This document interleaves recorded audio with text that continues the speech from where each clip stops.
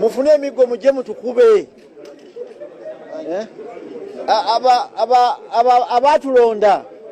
mbegayidde munonye emigo muje mutuwutule ate buli gwe mukuba mutandikire ku mutwe wemba mukuba abaka ba Palamenti mukube ku mutwe buli omu waayita kuba obusiru bususe ekintu kya mwami Museveni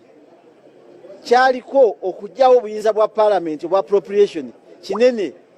naye kati nga Isiagi ono ne bwana byonna byasomye era Museveni ajja musiba kubanga alina emisango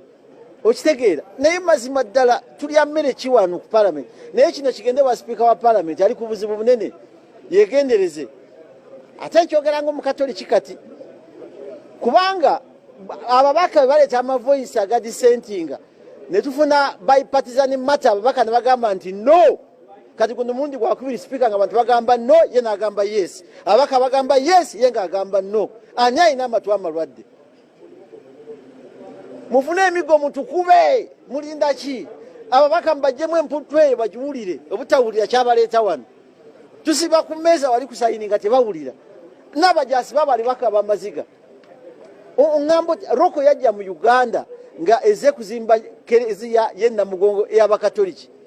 bwe yamala okuyitamu ng'eva Italy nekwata bizinesi etambudde ne baali bayisa sente za roko wano kyali irregular nasaba mukama wange yavaako kati ne mugaa tugende mu kooti ne batakiwabudde twalina okugenda mu kooti ng'opposition kubanga yali speaker yali Honorable Tayiwa yakiisa mu bukyamu era nali mu house nokola